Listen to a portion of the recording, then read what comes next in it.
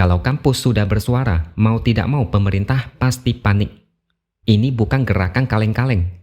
Kalau diikuti oleh semua kampus besar di negara ini, nama baik Jokowi akan menjadi lebih rusak. Dia akan mencatat rekor sebagai presiden yang paling buruk sepanjang reformasi.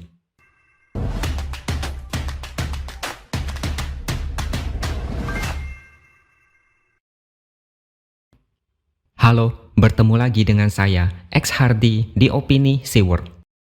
Salah satu cara paling ampuh untuk menyuarakan ketidakadilan atau masalah di negara ini adalah salah satunya melalui gerakan mahasiswa atau kampus. Coba ingat lagi, siapa yang dulu menumbangkan rejim Orde Baru?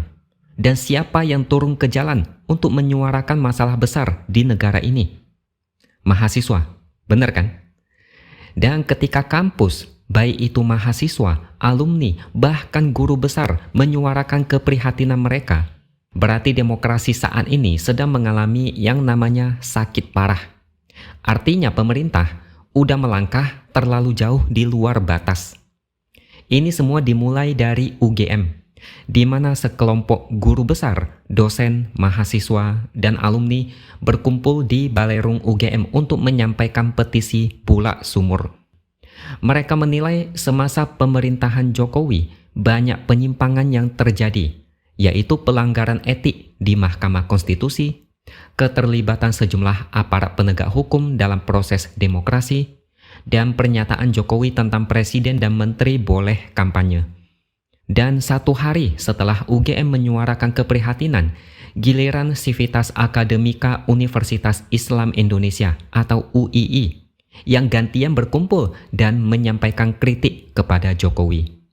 Gerakan ini dipimpin langsung oleh rektornya. Masalah yang mereka ungkit sama dengan yang lain, yaitu pencalonan Gibran akibat putusan MK di mana pengambilan putusannya syarat intervensi politik dan melanggar etika. Dan satu hari setelah itu, giliran UI ikut menyampaikan seruan kebangsaan kepada pemerintahan Jokowi. Melalui keterangan tertulis, gerakan atas nama Keluarga Besar Universitas Indonesia, mereka menyampaikan keprihatinan atas hancurnya tatanan hukum dan demokrasi. Mereka mengutuk semua penindasan kebebasan berekspresi. Mereka menyerukan netralitas aparat, hak memilih tanpa intimidasi dan pengawasan seluruh perguruan tinggi dalam proses demokrasi. Selain itu, akan ada kampus-kampus lain yang juga menyusul, misalnya UNPAD. Intinya sama, ada seruan-seruan yang akan dibacakan oleh guru besar, dosen, mahasiswa, dan alumni mengenai kritik terhadap situasi sosial, politik, ekonomi, dan hukum dalam pemerintahan Jokowi. Dalam waktu dekat, mungkin akan ada banyak lagi kampus-kampus lain yang ikut bersuara. Hari pemilihan sudah dekat, tapi demokrasi kian amburadul. Dan kalau ini terus dibiarin begitu aja, negara ini bisa rusak. Kampus-kampus mulai bergerak karena mereka gelisah dan khawatir dengan nasib negara ini. Hanya karena terlalu sayang anak, negara ini diobrak-abrik seenaknya. Penindasan terhadap kebebasan berekspresi, tekanan dan intimidasi terhadap rakyat agar memilih paslon tertentu, ketidaknetralan dari pejabat publik dan ASN, pelanggaran konstitusi yang sudah cukup parah. Semua tindakan itu, anak kecil pun tahu kalau itu melanggar hukum dan etika, merusak demokrasi. Seruan-seruan dari kampus ini tujuannya cuma satu, yaitu mengingatkan para mahasiswa, sekaligus seluruh rakyat Indonesia, bahwa negara ini sedang dicengkeram oleh satu kelompok dan mereka tidak mau let go. Nggak mau melepaskan karena sudah keenakan. Nikmat yang dirasakan tidak mau dilepaskan. Bila perlu, mereka berkuasa terus selamanya. Kalau mau secara frontal, ini adalah seruan agar tidak memilih calon pemimpin yang didukung Jokowi. Itu mungkin pesan secara tidak langsung.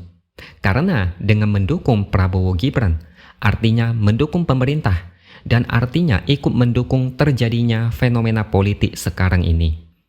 Satu-satunya cara untuk menghentikan tindakan ugal-ugalan ini adalah secara konstitusional, jangan biarkan mereka menang pilpres.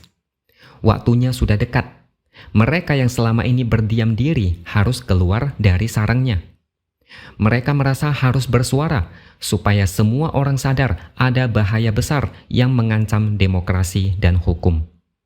Selain itu, di dalam pemerintahan ada beberapa tokoh hebat yang juga pelan-pelan mundur karena mendukung paslon lain.